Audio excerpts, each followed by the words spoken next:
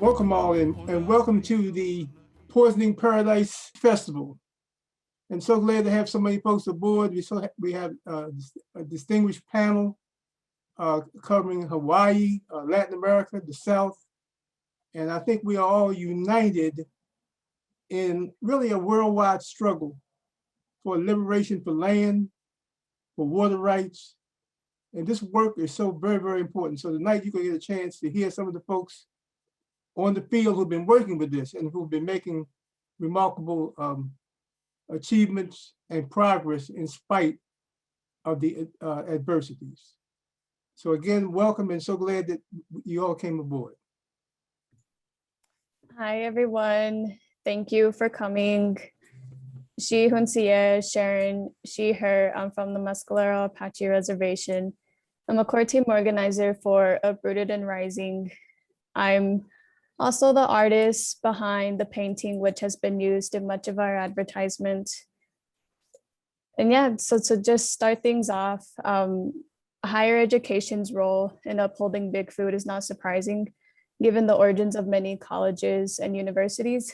Many were created to advance the colonial interests of the US. Others were on the wealth acquired through plantation slavery.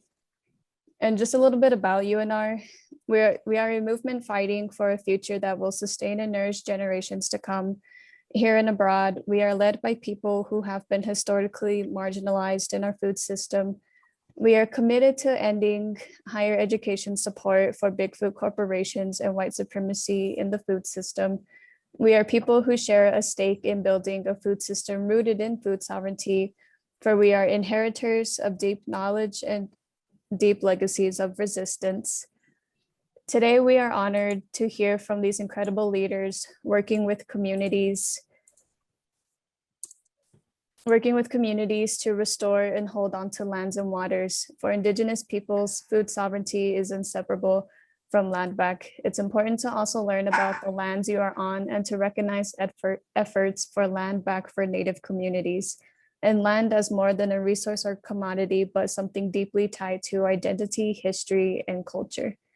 So yeah, if you want to get involved with UNR, feel free to just send me a DM in the chat, or if you want to host a virtual screening to the public as well, send me a DM so I can connect you with folks to join a watch party. And due to popular demand, we are thrilled to announce that we will be extending the access to view Poisoning Paradise for free until October 29th.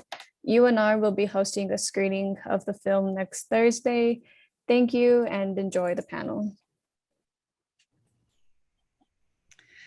Hi, everyone. Thank you so much for joining us. My name is Annie Frederick, and I'm the Executive Director of the Hawaii Alliance for Progressive Action, or HAPA. And our work is very much born out of this struggle and this movement to protect communities from the harm caused by the agrochemical industry in Hawaii. For those who are unfamiliar, Hawaii still is ground zero for the world's greatest footprint of experimental field trials, neck and neck with Puerto Rico these days. And the island that I live on, Kauai, is 12,000, almost 13,000 acres of crown lands are pretty much leased to the industry in Waimea and Keikaha. Many of our board members and staff were really integral to the early struggle to demand basic public health protections for the communities that live adjacent to these fields. And although our work kind of grows out of that movement, we've really broadened to work on a range of environmental, economic, and social justice issues impacting Hawaii. And one thing we really learned through this struggle was often the demands of community were falling on deaf ears. So there was a real need to also build political will for some of these basic public health protections. So that really inspired us to create a school of political leadership called Kuleana Academy. And now 8 of our graduates are serving in elected office, either in the state legislature or on county councils. So big appreciation to our collaborators, Herbicide Free Campus and Uprooted and Rising, and for all the panelists for being here today, and our moderator, and to the Series Trust for sponsoring this film festival.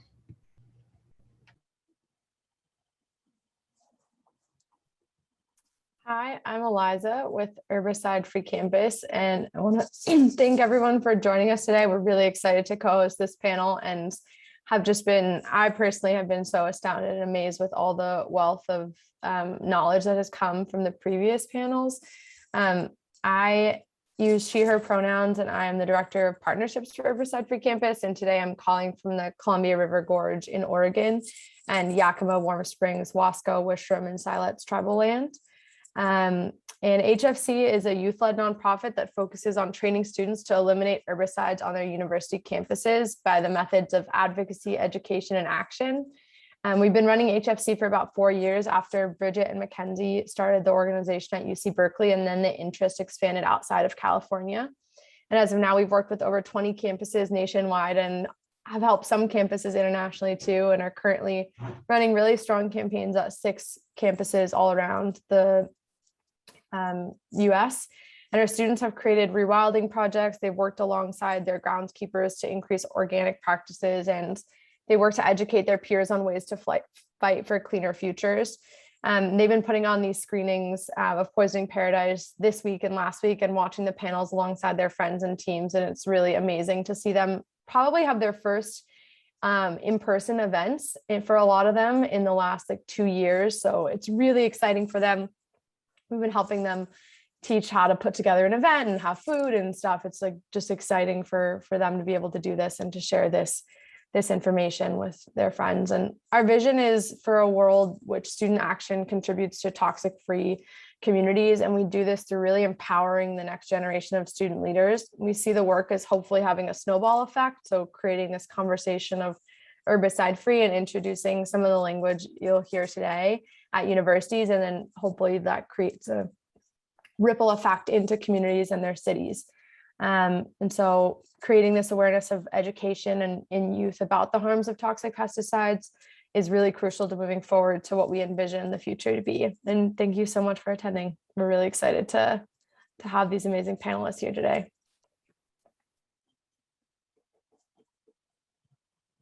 Thank you so much. And now, without further ado, I'll go ahead and introduce our moderator and our wonderful panelists. So joining us today is Dr. Owusu Bandele. He is a professor emeritus at Southern University Agricultural Research and Extension Center in Baton Rouge, Louisiana. Dr.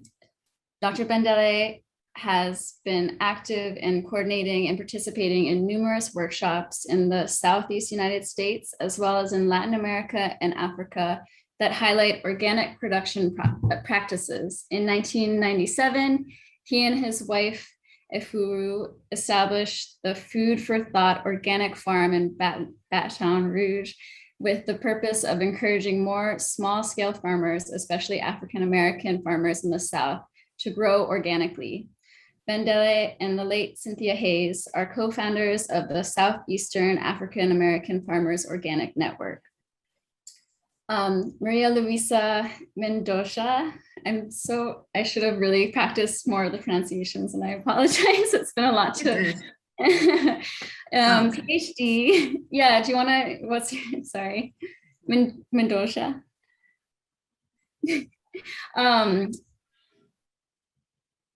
A PhD in geography from University of Sao Paulo, is visiting scholar at Center for Place, Culture and Politics at CUNY Graduate Center. She is co-director of the Network for Social Justice and Human Rights. And we'll be sharing, it's in the chat, in Brazil. Her research includes history and political economy of agriculture, food, land, and water systems in geopolitical processes of resistance by rural social movements in Brazil and internationally. Savi Horne is the director of the North Carolina Association of Black Lawyers Land Loss Prevention Project. Savi is member of the Coordinating Council Coordinating Council of Black Land Power Coalition and the leadership team of the National Black Food and Justice Alliance. She is a recipient of the 2020 American Bar Association section of Environment, Energy, and Resources, SEER, and their award for excellence in environmental energy and resource stewardship. And last but not least, we'll have Hōkūao Pellegrino. So he's a native Hawaiian who was born and raised in the Ahupua of Waikapu on the island of Maui. He is a graduate of Notre Dame Dinamore University, so I can't pronounce anything if that helps. And University of Hawaiʻi at Hilo with degrees in sociology with an emphasis in social justice, cultural anthropology, and Hawaiian language. He and his family live on their ancestral Kuleana farmland of Noho'ana, where they are restoring and cultivating an extensive ancient wetland agricultural system that includes lo'i kalo and a breadfruit agroforestry landscape. Hōkūao has also been actively engaged in Native Hawaiian water rights on Maui over the last 18 years. He is the current president of Huiona by Eha, a nonprofit community-based organization whose mission is to restore and steward Maukatumakai stream flow and water resources for the four great streams and rivers in Waikapu, Wailuku, Wai'ehu, and Waihe'e, and to protect Native Hawaiian traditional and customary rights, access for Kuleana kalo farmers. So thank you so much for being here, and I'll pass it back to Owusu. Mahalo. All right, thank you, Pua. And you know what actually got us all here, in a sense, outside of this tremendous work that folks have been doing, is the film Poisoning Paradise, which I watched, and I was really in awe of this film for several reasons. First, the tenacity of the folks who were pushing for change. Mhm. Second, it's a marathon type situation. I know the marathon is. I used to run marathons, not lately, but back in the 70s and 80s and 90s, you know. Oh, good. But this is a long-term struggle. And I was just overwhelmed at the tenacity of those who organized to bring these changes about. I also noticed the difference, or the similarity really, not the difference, between how Black and Indigenous people of color always get the wrong end of the stick, the short end of the stick, when you're dealing with agricultural and environmental issues. I can think about, for example, right here in Louisiana, I'm sure some of you have heard of the Cancer Alley that runs from Baton Rouge all the way down to New Orleans with all the petrochemical industries. And most of those are located in Black areas, and they're the first to get the diseases, cancer, etc. So I saw the similarity there. Also, in addition to the school children, that really blew my mind that they really weren't asking for a large buffer zone. They really, to me, needed a bigger one. They had to start somewhere. But I'm talking about a buffer zone between these big, giant agro businesses spraying all kinds of poisonous chemicals right near people's homes, right near people's schools. So it showed you that the bottom line with these guys, these owners, is profit at the expense of humanity and the earth, you know. And the final point on similarity, I noticed that when the folks were righteously demonstrating to bring about change in making them disclose the chemicals and having the buffer zone, et cetera, there was an anti-demonstration. And that anti-demonstration was put in place by the industrial ag folks. And that reminded me right here, again in Louisiana, that the Entergy is the main PAL company here. And there was a lot of protests down in New Orleans about them adding a plant that was not good environmentally.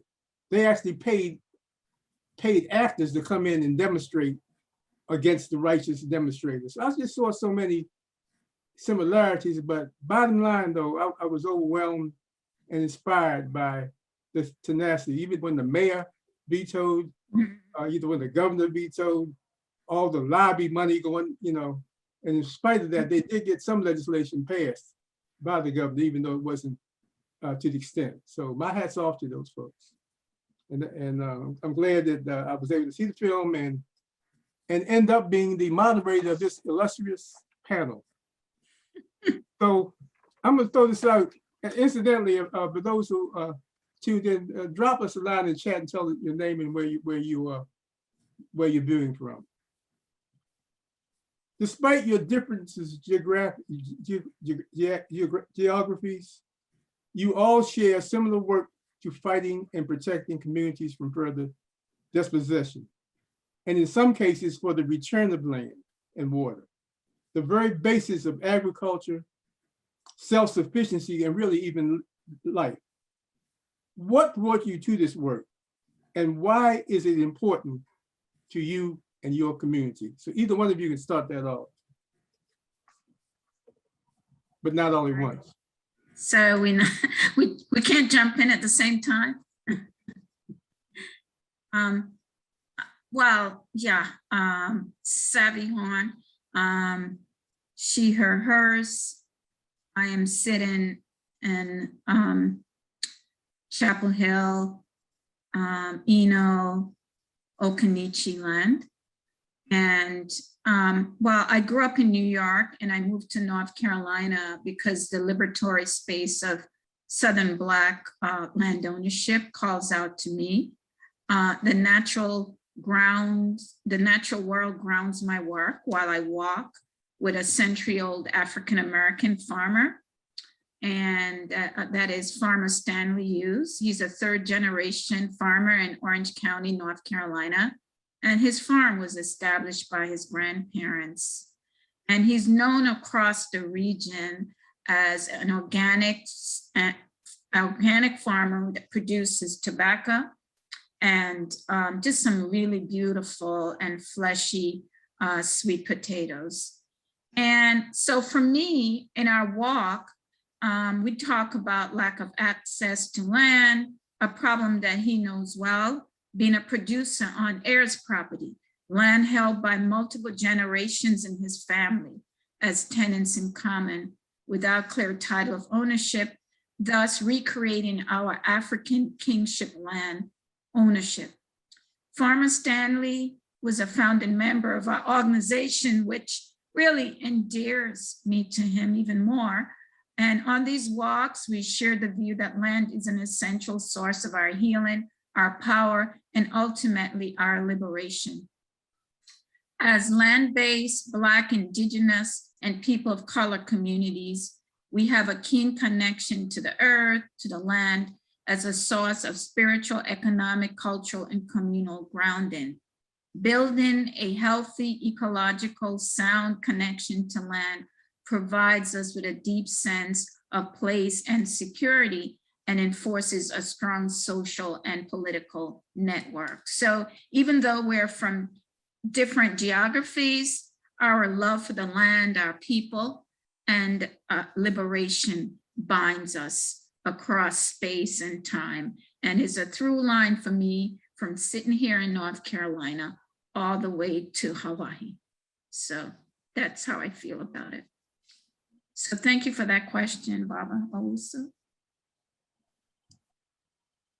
Aloha mai kākou, o wau no o Hōkūao Pellegrino. No keia aina nei o ia hoi o Maui Nui o Kama, ka mokopuni, o Hana Ula, Lawa o Kapilau, Ku'u Mauna, o Waikapu, Ku'u Ahupua'a, e kahe aku ka wai mai uka i kai, i ka moliwai o Kealia, o ka ili aina ki aloha o ia hoi o noho ana, mai au. Mahalo nui. Mahalo, thank you for allowing me to have this opportunity to be on this panel and to share space with all of you from around the world.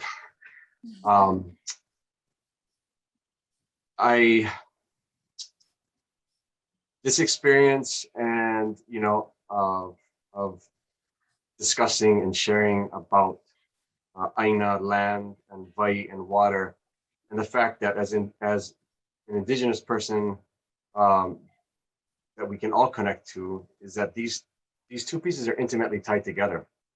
So when you look at different cultures across the world today, today I think in many ways we segregate water and land, but as a Kanaka, as a Hawaiian, these two tie very intimately together, and there's a symbiotic relationship between these two pieces.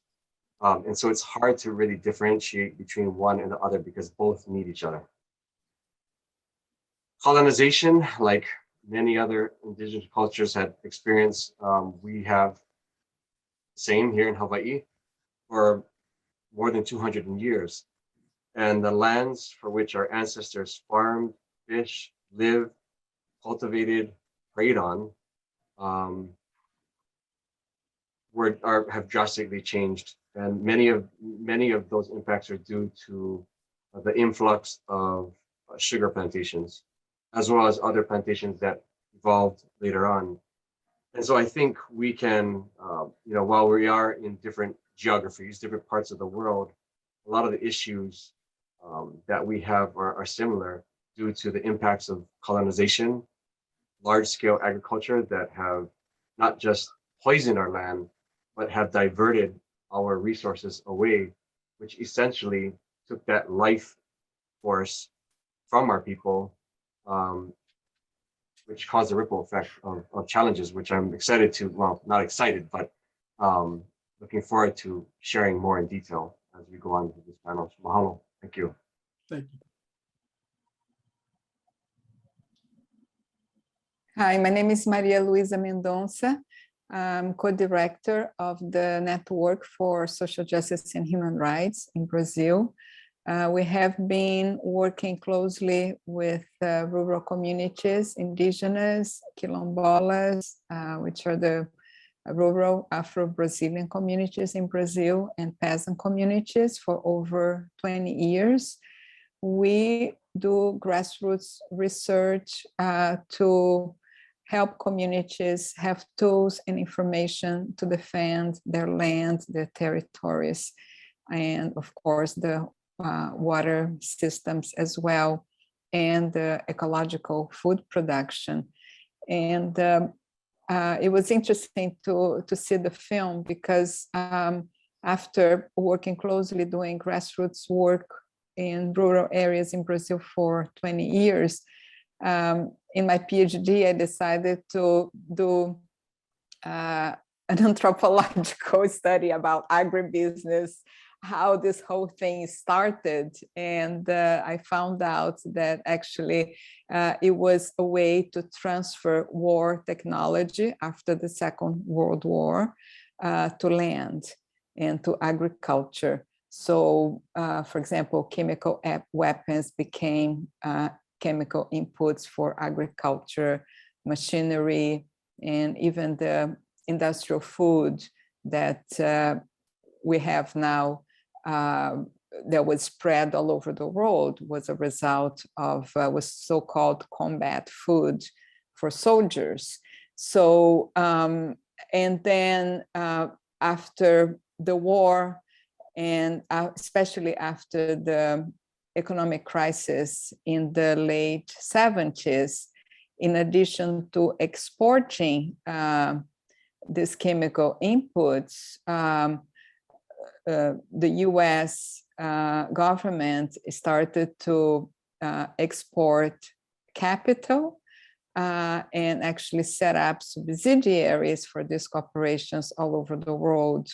So, you know, in addition to floating the world markets and dumping grains in other countries to destroy local food systems in other countries, for example, the Latin American debt, the so-called debt crisis in the 80s, was a large part was used to finance agribusiness corporations to, you know, internationalize this type of commodity system that is not about the production of food, that is based on large plantations and chemical inputs that have huge environmental and social impacts. So after, more recently, after the collapse of the housing market in the US after 2008, We also identified this trend of financial corporations, especially pension funds like GA-CREF, and also some endowment funds like the Harvard University Endowment Fund, started to target farmland around the world as a new financial asset. And that's what is moving now the process, a lot of this, in large part, the process of expanding agribusiness in Brazil and in other countries is being financed by these financial corporations that target farmland as a financial asset. So communities, rural communities are at the center of this geopolitical context, geopolitical disputes. And so when we talk about defending land and when we talk about organizing communities, we're not talking about something far away in rural Brazil. We are talking about something that affects all of us because industrial agriculture is a main cause of climate change. And the only way for us to deal with that is to transform our food systems, supporting ecological agriculture, supporting communities, and also linking that with the idea, the neo-colonial idea that sees, these corporations, they go to Brazil, and the image that is sold is that it was as if it was empty land. And of course, the only way to expand agribusiness is by destroying native forests or displacing communities that have been living in the land for several generations. So, it's a common issue, and happy to have this common conversation. Thanks. Thank you, Maria. And we'll get into more specifics in terms of that capitalistic control of many aspects of the land, et cetera, in the future question. Savi, according to U.S. Census data, it's not always accurate. We probably got more land than they said. But according to U.S. Census data, Black farmers owned 15 million acres of farmland in 1920, but less than 4.7 million acres today. Even before I get the rest of the question, that was a hell of a accomplishment in spite of coming out of slavery, coming out of the Jim Crow. That's right. Being able to amass that amount of land. That's right. At any rate, please point out how white supremacist government policies and acts of homegrown terrorism contributed to this decline, because by today it's less than 4.7 million acres and not the 15 million. Okay, well, thank you. I agree with your characterization, because that was just straight up what was going on. And I think what will give a very vivid image of how that occurred was that so immediately after the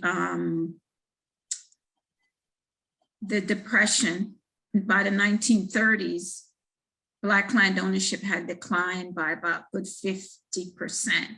But the interesting point that which you make about Black folk being terrorized and being victimized by white supremacy and their agenda throughout the South, is the fact that during our civil rights period, between 1954, Brown versus Board of Education, which desegregated the schools, through 1969, that's the period is considered the classic civil rights period.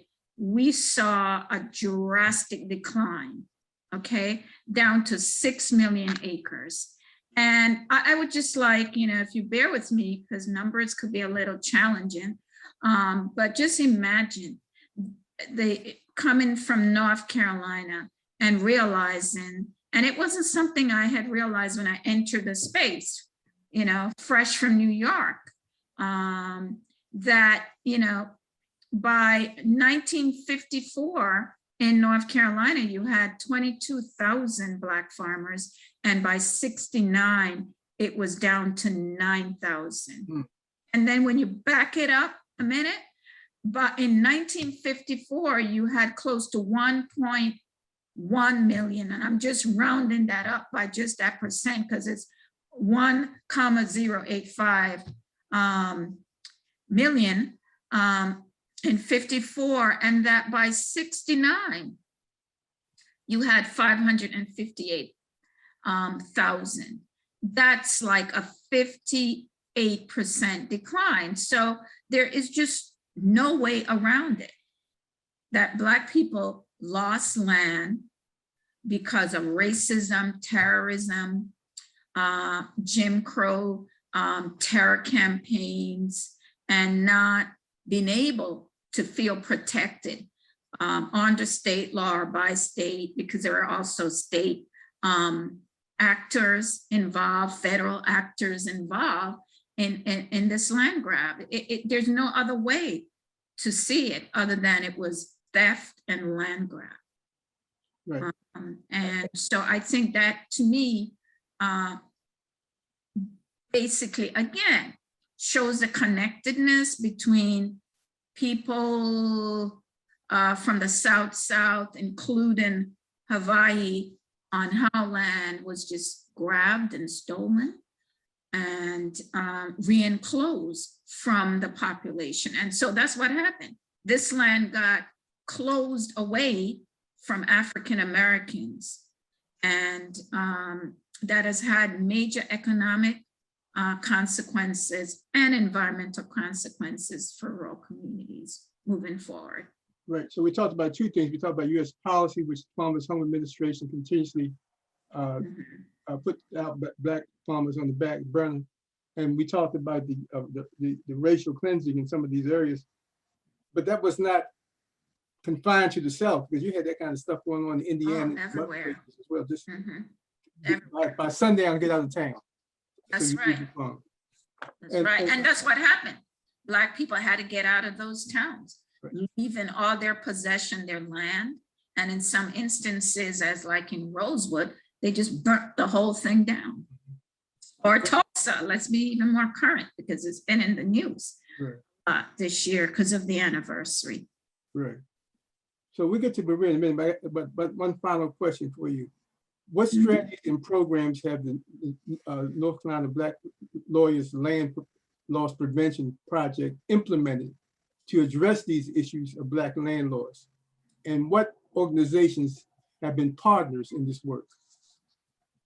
Well, so when we were founded, explicitly, a group of lawyers came together at an HBCU, similar to Southern, North Carolina Central, and they looked at what we just, looking at those numbers, what was going on. And in 83, they founded the Land Loss Prevention Project to stem Black land loss. And over the years, the mission got extended to farmers who were in threat of losing their land across the board and their livelihoods. But it is rooted in the Black Belt and the movement to provide structures to save Black-owned land. So we have looked at other techniques, such as using limited liability corporation and family trust to hold heirs property land, putting them in more democratic structures so that families can make decisions about what the land needs to be, and to keep it away from a tax foreclosure sale, which is also how we lose land. We lose it in partition sale mostly, and in tax foreclosure. Just this week, there was a report in ProPublica about a major land conservancy group, Nature Conservancy, in the chiefly Black town of Pembroke, farming community in Illinois. They would acquire Black-owned land on the step of the court at a tax foreclosure sale and auction. And so when we look at the fact that, you know, Black folk need adequate and expert representation from lawyers who know the field and are committed to it, and to use those skill set to save land and to know the terrain of where land is located, and just how sometimes terror could even make people even afraid to protect their rights. It's very quickly, I was involved when I worked with the Emergency Land Fund. I was involved with a case Oh, where a thank lady had you. lost, a lady had Yes. lost 8 acres of land in her home because there was some tax on a bar that was closed on her property. So they taxed the bar, never got the message. The banker's brother bought it for like $200 some, but because of emergency land funds, we were going through the tax rolls, she got it back, you know. That's So, good. so you folks can, not that familiar, look up the tax sales, petition sales, and how that affects That's right. Black-owned land. Now, Maria, we haven't forgot about you. Oh, Well, Harvard has finally committed to divesting from fossil fuels, an estimated $838 million of its $42 billion endowment. Its endowment is still tied to land grabs in Brazil. Could you speak to the harm their investments is causing? Yes, like I was saying before, this started after the global economic crisis and the collapse of the housing market in the US. Harvard University Endowment Fund and TAA, or TAA CREF, which is a pension fund that most universities have, are two main companies that created this land fund. And just by when you have large financial corporations creating a fund to buy land in Brazil and in other parts of the world, and it is happening in the US as well, especially in the South, then you already put communities and small farmers at risk, because there is this push for land grabbing, and in Brazil, these financial corporations partner with local land grabbers. And in this area, we work with the communities that are affected by this is the Brazilian Cerrado, which is the most biodiverse savanna in the world. It's like an upside down forest. The trees are relatively short, but the roots go on and on and on for many kilometers. So it's an important source of underground water as well. And these indigenous and peasant communities have been living there for several generations, but they don't have the title of the land, but they have the right to land. So it used to be all public land. So the only way for this land to be in the market will have to be through an auction that never happened. So we found out that it's all illegal. You know, it's an illegal land grabbing process, and these foreign corporations are benefiting from this. And but now we are working with these affected communities. They're organizing, and they are fighting for land rights. So it's an important moment to build solidarity in the US, especially at universities. So yeah, so we have a campaign, and we are, you know, we have a coalition, and we have been fighting against this and denouncing these corporations. So do you have a connection with, what is your connection with some of the actual students? Yes, we work with student groups. Uprooted and Rising is a main partner in the coalition. So we organize at Harvard with professors and students. We organize at other universities as well. We are asking faculty and staff to pass resolutions in their faculty senates, asking TAA and Harvard to stop land grabbing, to stop. We don't like to use the word investment because this has a positive connotation. So we say that they are targeting farmland, and so it's important to spread the word and have people organizing and put more pressure on these corporations. Okay. And we have a website. It's called, yeah, it's on the chat, the stoplandgrab.org. It's the coalition website with several US organizations and also organizations in Brazil, Canada, and Europe. And finally, how effective have the students been in bringing about the kind of changes that you're seeking? Well, we have been working in several ways. One is to pass resolutions to pressure the faculty administration, to pressure TAA.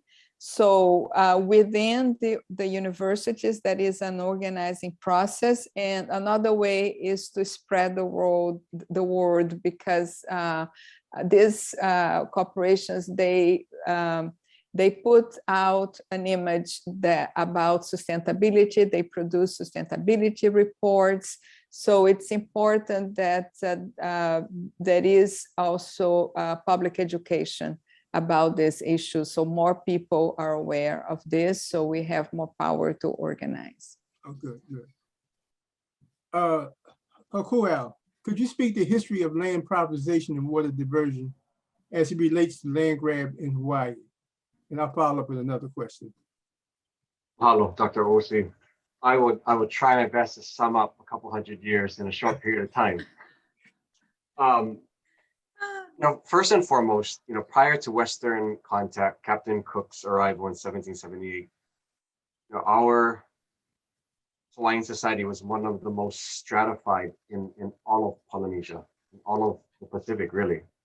And our Hawaiian land tenure system also was very complex, from breakdown to terminology from a pai'aina, from the archipelago to island to district to land division to subdivisions, all the way down to the square foot, literally.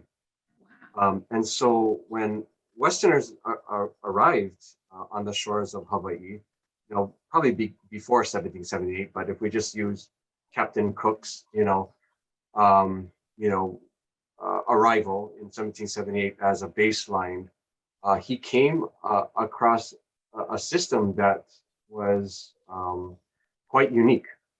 And within these particular land divisions was not just terminology, but the way in which our ancestors used the land and used it in a way not just to benefit their traditional and customary practices like kalo cultivation or just their homes and fishing, but also to maintain an intricate balance to ensure that the resources that they were utilizing were not having a larger impact on the greater part of our land. And I think that's kind of the story of any indigenous cultures, whereby they didn't abuse their environment. They didn't abuse their resources or take advantage of it, knowing that that was the way in which they would survive and thrive. So when our Hawaiian kingdom was established, some years later, around 1848, our third king at that time, Kamehameha III, Kauikeaoli, he introduced what we call the Great Mahele, or the Great Divide. And this was a processes that divided the lands for the very first time. Prior to that, lands were not owned. Our ancestors didn't have a system whereby lands were owned outright, or at least a Western style system. And by this time, about 60 years later, 1848, we already lost 1/3 of our population due to diseases and just a whole slew of other issues. So we lost 1/3 of our population by 1848 when this first private land privatization act was in place. And what this did it divided the lands into crown lands, or lands specific for our ali'i, or our chiefs, or our kings. Lands were divided to the government for the Hawaiian kingdom. Konahiki lands, which were like our land managers over these specific land divisions. Fort lands, school lands, and lastly, kuleana lands. And kuleana lands, which were really some of the most fertile lands in Hawaii that included innovative and intricate, stream, auwai, and irrigation ditches that would feed, thousands of acres of this important and ancestral crop of ours that we call kalo or taro that grows in water, for the most part, was the least amount of land that was given, which is about roughly 30,000 acres. Now, by this time, at the same time that this Land Privatization Act was implemented, was around the same time that sugar plantation agriculture, large-scale plantation agriculture began in Hawaii. And a few years later, in 1867, one of the largest water rights cases took place. Ironically, it happened to be one of my ancestors, Edward Bailey, who came to Hawaii from Holden, Massachusetts. And he and Thomas Peck were these two managers of sugar plantations arguing about the use of water from these traditional irrigation systems to feed now sugarcane plantations and their fields. And in the end, the Hawaiian Kingdom Supreme Court ruled that water for the first time would be allowed to be taken outside of a district and delivered to a district that either had water or didn't have water. And so this Peck versus Bailey case was really one of the early and important water rights cases. And interesting that I've been involved in kind of, I wouldn't say reversing, but trying to, just go after some of the same perpetrators that took our waters in the first place. But when that occurred in 1867, that's when you saw sugar plantation, along with the reciprocity treaty in 1875, basically making sugar tax-free in the sales to the United States, allowed the sugar industry to just blow up. And what happened during that time is, early sugarcane cultivation, a lot of people don't realize, sugar planters grew their sugar along the traditional systems and agricultural systems that Hawaiians are planting on. And they did that because either Hawaiians left the land because they died of different diseases and epidemics and pandemics that were occurring in Hawaii early on, or they moved away from their ancestral lands. And so adverse possession was a very common practice and strategy that the sugar plantations took part in. And so they were purchasing, adverse possessing, you name it, all of these lands around these traditional, irrigation ditches, streams. And once that took place, and these cases took place, the reciprocity treaty took place, all of a sudden these waters no longer fed the traditional landscape that once was feeding lo'ikalo and later transitioning, some of it to sugarcane. But then you saw the dry, arid plains of almost every single island become green in a very short period of time. And between 1860 and 1920, 1930 was really the peak when you had more than 25 sugar plantations all throughout Hawaii. In fact, that's a conservative number I'm using, when there was really more than 40 going on cohesively and consecutively, excuse me. And so our streams, stream by stream, river by river, became completely diverted. By 1930, in fact, probably 1920s, almost every single one of our streams in Hawaii was completely diverted for sugarcane cultivation. Wow. And what once was 30,000 acres of kuleana farmland for the, for Native Hawaiian farmers that were growing kalo, like my ancestors were, and many others, you were now you had now less than 5,000 acres in the hands of Native Hawaiians at that time, at least. Wow. Native Hawaiian farmers. Wow. And here we are, push forward to 2003 when I started to restore our family ancestral land or kuleana land, and thankfully was one of the many lands that we did have was not dispersed and developed and adverse possessed or quiet titled over to the sugar plantations. We started to restore our land and our lo'i. And as we did that, we realized that we didn't have enough water in our streams. And growing up next to this very stream that I started to utilize, in restoring our farm. I didn't realize that these diversions that were on the stream were taking more than 95% of the stream flow. And so the same year we began restoring our farmland was the same year I got involved in now one of the largest water rights cases in all of Hawaii, pre illegal overthrow and now, under the state of Hawaii and their rules and and Hawaii Water Code 174C. And so our sole purpose, and I should have explained this earlier in my introduction, as the president of Hui o Nawaiʻiha, is not just to restore the water to these four great, well, Maui has more than 75 streams, but the area that I've been, advocating for and protecting and stewarding and fighting for is Nawaiʻiha, which are the four great waters of Central and West Maui. These are the first streams and rivers that were diverted in Hawaii for sugarcane cultivation, because sugarcane cultivation really was birthed in this land division that I live and where my ancestors are from. And so it was only the right thing to do, alongside our community, other Kuleana kalo farmers, those that had land, those that didn't have land, that wanted to, find ways to return to the ancestral land or fight for the ancestral land back from the sugar plantations that were adverse possessed. We took part and were successful in one of the largest, like I said, one of the largest water rights cases in Hawaii that went up to the Hawaii Supreme Court, where we were successful at restoring almost 70% of all of the water in these four streams. All right. I'm going to interject a question or two, because I know we're getting time is kind of winding down, but this is for Maria and Hōkūao. Both of you, this is an anonymous attendee question. Most of your work intersects with schools.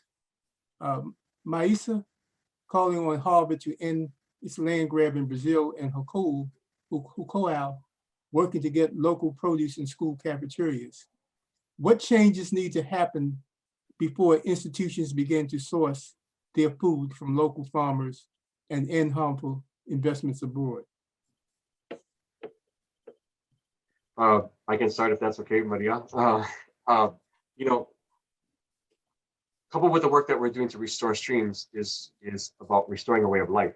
As our streams come back to life, many of our native Hawaiian kalo farmers are coming back to their ancestral lands to cultivate the food, to utilize the water that once was used by their ancestors to grow those foods. And these Kuleana lands that I talked about, these 30,000 acres, these are all very small parcels of land that were acquired during the Great Mahele. 1 acre, 2 acre, maybe 10, 15 acres at the most. And so these small farms are really a fine example of sustainability and sustainable food systems in Hawaii. Not just because of the food that is grown there, but because those are some of the most fertile land. And so when we talk about integrating more farm to school initiatives, for me and the work that I do, not just Hui o Nawaiʻiha, but my work at an educational institution, is to work with our small farmers first, because we know that the type of agricultural practices that many small farmers utilize are practices that are well supported. Usually regenerative agricultural practices, organic practices, and mainly do because they're adjacent to and or utilize water resources for wetland kalo cultivation, where you don't want to be spraying herbicides and pesticides along these areas. And so I work with a lot of small farmers, more than 20, 25 small farmers to purchase food, to integrate that into the education institution that I work for. But we have a lot more work to do. Our Department of Education under the state has a lot of work to do to feed the more than 200 public schools in Hawaii and utilizing food that's grown right here in Hawaii, supporting small farms. Maria? Yeah, I think it's just a question of taking a political decision.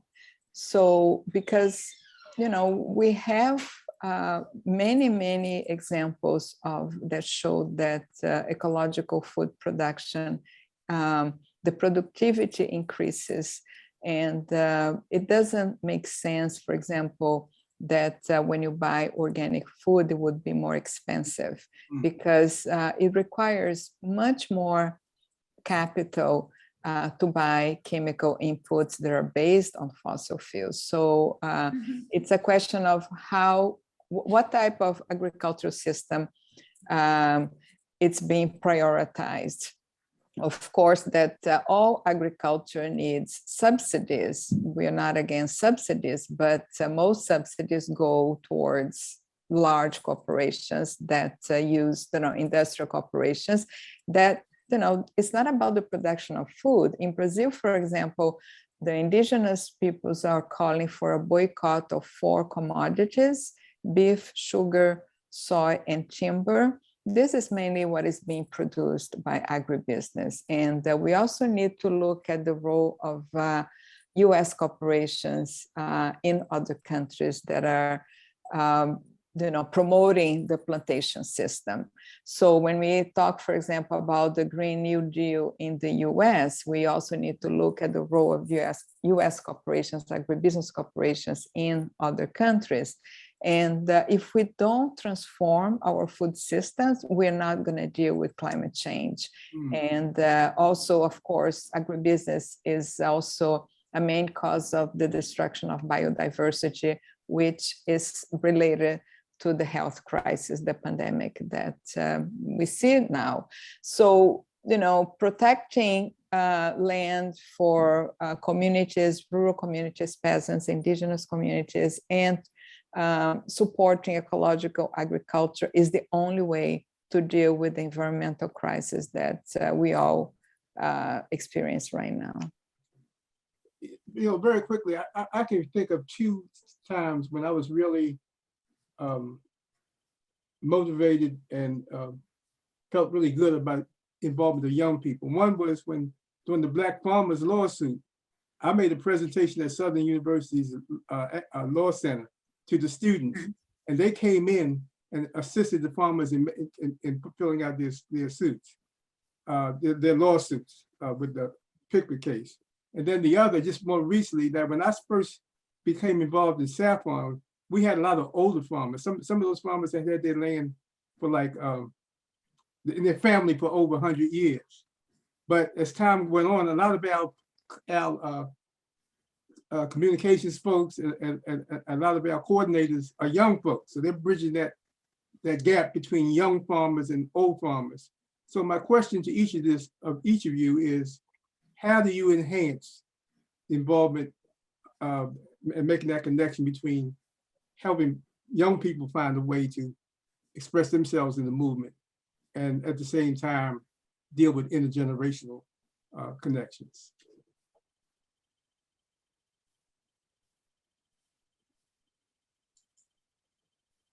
Well, thank you for that question, because it's really important. As some of us who've been in the ag space, movement space for a while know, that it has to be about training and learning for the next generation so that they can understand US agricultural policy. And so one of the groups that came earlier on the scene was the Black urban growers. And while it was really around helping folk with knowledge about farming, they also had policy built in and liberatory conversations. And then, and it moved from, it has been held in New York, in Atlanta, in North Carolina, and it brings young people together and next generation land rights activists, environmental justice, food justice folk together. And the other space in terms of Black space is the National Black Food and Justice Alliance, Black Land and Power. And that space not only encourages activism, but it also encourages liberatory practices. It encourages coordination in terms of Black collective will through the resurgency of the Black land commons. And, and people engage in regular communication, regular meetings, and it's just a wonderful space just to witness what can happen when next generation farmers begin to organize and deal with the objective condition that they find themselves in, whether they're growing on heirs property or a tiny city lot, or they're able to acquire land, or they collectivize a land ownership pattern. There's that sharing, and also knowing that, with agriculture, if it's not rooted in liberatory community gathering, food sovereignty, environmental justice, climate justice, then it's really not going to be rooted far enough to drill down to see differences in community. Anybody else? Yeah. Sure. I think, for us in Hawaii, we have this term called aina-based education or land-based education. We have a lot to restore besides our environmental resources, from streams to rivers, land. But it's also about restoring the palette, the ancestral palette of our people. They have, it's one thing to grow kalo, to grow taro, to grow breadfruit again, but to get it onto the tables, into the homes, and for the next generation to appreciate it, to incorporate it, not just as a traditional staple or food source, but also finding innovative ways of utilizing it in 21st century is probably one of our greatest challenges, but also one of our greatest movements right now towards Hawaiian food sovereignty, not just food sovereignty, but indigenous food sovereignty. So aina-based education in the last 10 years has grown exponentially, not just through nonprofit organizations on each island doing these type of programming, but also within the school systems. And finally, little by little, our government is waking up to supporting these kind of initiatives in the schools, whether it's, school gardening, farm to school program, or just, further developing agriculture and natural resource academies in both private and public schools. I mean, it has definitely gone 360 since the time I was in school. So I'm appreciative and hopeful and optimistic about where we're headed, but it needs to happen at a faster pace, because every time we try to restore this, we lose that, whether it's to industrial ag or to development, or just the overall impacts that climate change is having on our water and ocean and land resources. Maria, I know you already, thank you. I know you already discussed part of this, but do you have anything to add in that regard in terms of working with youth? Yes, I think that the youth in the communities we work with, they feel a sense of urgency about those issues. They see the land being destroyed, and they understand that. One thing we have been doing, especially after the pandemic, is to support the production of a podcast series with the communities based on interviews. And young people and women are a very important leadership in this organizing process. And the podcast series is almost like oral history. They talk about problems, they denounce the impacts of the expansion of agribusiness, but they also talk about ways to resist, how to protect water sources, how to save river springs that are being destroyed, how to protect medicinal plants, and cultural and knowledge in these communities. So, you know, it's been really an important tool for organizing. And I think this is a way to involve young people, you know, through this process of oral history. And we're also using this technology of, you know, podcast series to organize, but also as a tool for outreach and to give visibility to what's happening in the communities. All right. And I Hōkūao, maybe you can answer this very quickly. There was a question from the viewers. When private landowners, corporations, governments refuse to honor long-awaited court legal decisions, water rights at Maui, what are folks to do? How critical, if at all, is organized activism, direct action? Yeah. Well, absolutely.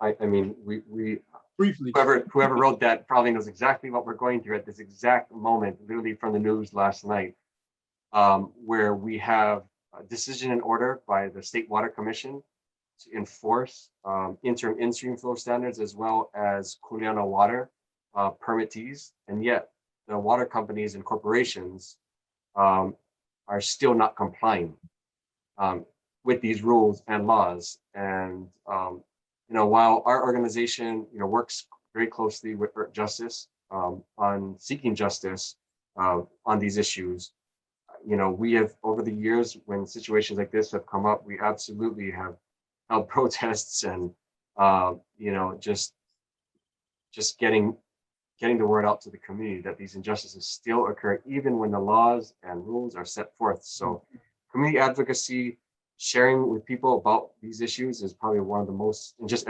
overall education is one of the most best things that we can do at this point, knowing that while they're trying to buy time, time is not on their side. And it's only a matter of time that these corporations will disappear. And we will, as the people, will have control over these systems. And thank you very much, panel. And time for maybe a short closing remark from each of you. I know we're running over a little bit, but so be it. Easy for me to say that. Any closing remarks? So I guess all has been said.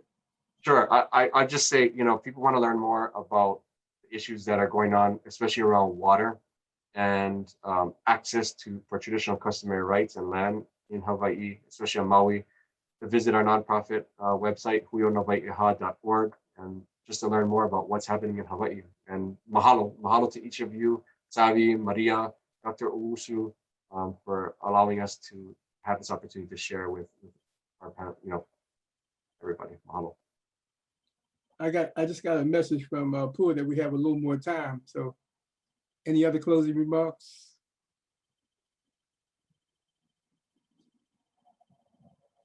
You're on mute. You're on mute, Savi. You're on mute.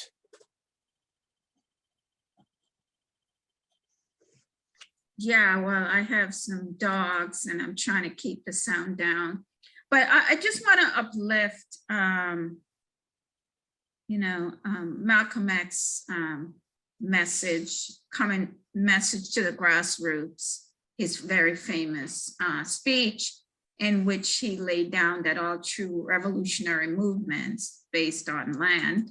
And I guess right now we can say land justice and environmental justice and climate justice, because within those spaces, land rights really does hold all of those. It's a container for all sets of things that we need to do to get rights restored for our people and land that has been grabbed, and decolonize the land, decolonize our food. And so I feel that we should uplift Malcolm X in the space, because he really did say it right, that has been the struggle. and the contestation is land. And so we're seeking land justice and land rights and decolonization of land. So thank you. Maria? Yeah, I just want to say that when we, usually we don't see news from Brazil very much internationally, but usually when we see it's about, you probably have seen fires in the Amazon, and that was not only in the Amazon, in the Brazilian savanna and the Pantanal, the wetlands. So there is a huge process of environmental destruction happening in Brazil right now. We are not in a democracy anymore in Brazil. We had a parliamentary coup in 2016, and we have a fascist government that is a result of that still. So, you know, the communities, the rural communities are at the center of this struggle. And what is funding this process is financial capital, international financial capital, and some of these corporations are very well known. So I think it's a very important moment for us to understand that we need to combine our grassroots work with international solidarity and see and connect these dots. So I'm very happy about this conversation because, you know, we didn't know each other before, but we have so much in common. And so I would like to thank you again for this space. It's been a wonderful conversation. Thank you, Maria, for those words. Thank you. Yeah, and you know, I really didn't get a chance to talk much about it, but I'm just blown away at the cultural similarities between land utilization with people of color throughout the world, in terms of holding land in common, in terms of using organic principles even before they were called organic. I remember reading somewhere that it was said that the Portuguese taught the Africans in Brazil how to grow rice, but the Africans had to grow rice, but when actually it was the other way around. In fact, I can't remember what scholar said that the Africans helped civilize Brazil through their technology that they brought in terms of enslavement. So this really has made me more aware of the international connectivity that we all have, and we all struggling, whether you're talking about colonialism in Africa, where the colonial powers took over the whole continent, or you're talking about the problems in Hawaii or Brazil or the South. There's that interconnectedness. And I think people are beginning to realize this. Several years ago, Freddie Gray was killed in Baltimore by police. And I saw a sign that somebody in Brazil had made in terms of supporting the cause for Freddie Gray. So the world is getting smaller. And I want to thank you so much for being a part of this. I know I'm really glad that I got the opportunity. And I'll turn it back over to Pua.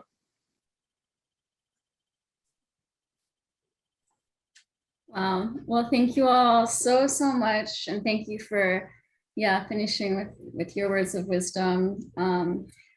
There was one question in the chat, which I'll just uplift in case someone wants to take it. I just would hate to have it be left without a taker, if that's all right. And that's, what are your thoughts about the Justice for the Black Farmers Act and status of that currently? And maybe Owusu or Savi. Savi, I'll turn it over to you. Sure. So right now,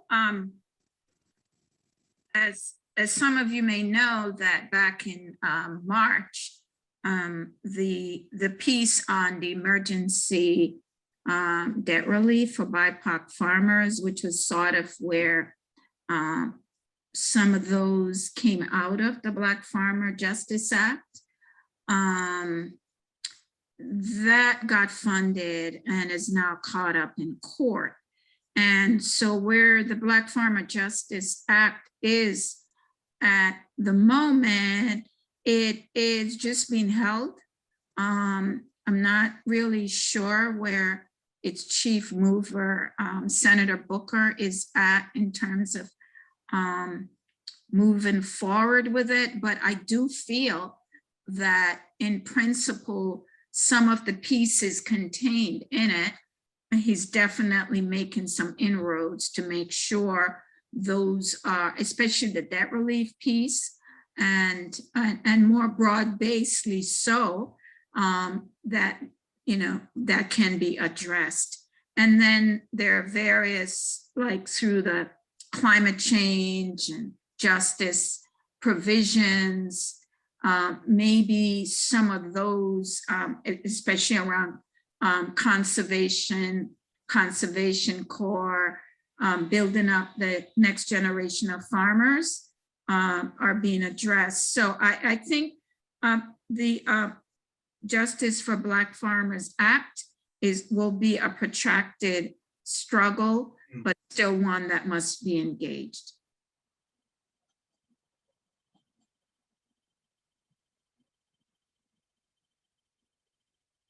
And I'm willing. Thank you. Oh, sorry. Go on. I couldn't find my mute button, but if there's anything else you'd like to add. No legislation is going to solve all the problems. I know when the first round came about, it was very difficult for people to get compensated. You had to find a farmer, a white farmer, that was treated differently than you as part of that initial suit. So I don't, you know, and to be honest with you, I need to do a little more research on the current status of it. I was aware of some of the backlash and whatnot, folks, on the other side, but we'll see what happens. But so many people have already been left out. I mean, people have already lost. Just like, for example, in the first suit, you could get $50,000. You know, but if you lost your land, your livelihood and whatnot, that doesn't pay back. Right. You know, so we'll see what happens with it. Hopefully, it will be a benefit to some. You know, the reparations movement in terms of return and land. Wow, well, thank you all so much. This has been such an inspiring conversation. I'm really glad we could bring you all together and share these stories and connections.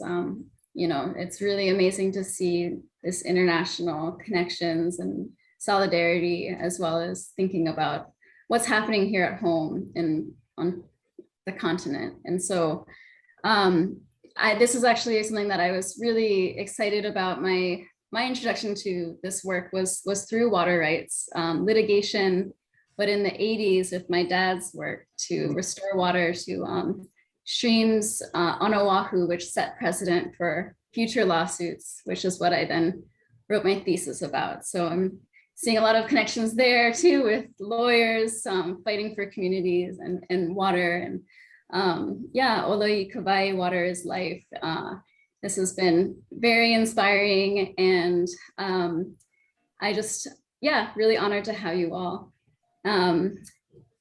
And I think with that, we should conclude. And I also want to just give the audience a heads up that this is not the last panel. We have one more coming up next Tuesday, which will be defending Indigenous foodways. And so here we've heard about the dispossession of lands and waters and struggles to return those, you know, really critical, not even resources, but life forces. And next week we'll see really the final extent of this privatization and with the genetic engineering of sacred plants and animals and Indigenous struggles to really protect those things. And so we'll hear from Willie Frank III, whose father was part of the fish wars around the 1960s and 1970s, who's now the chairman of the Nisqually tribe, they're part of tribes in the Pacific Northwest that are fighting to stop the genetic engineering of salmon. Instead of restoring the environment, it's sort of like making this Frankenfish for commodification and profit. And then we'll also hear from Uncle Walter Riddy, who was with my mom with the Protect Ho'olawe Ohana in the 1970s, working to fight to protect sacred land in Hawaii, and his work to really actually successfully defeat the genetic engineering of kalo, which you've heard about with Hōkūao today. And DJ McManama from the Indigenous Environmental Network, who's part of the campaign to ban GE trees. So Yes. yeah, so we have one more, and please tune in. It'll be a really wonderful conversation, much like today. And I'm just really thankful for all of you for joining us.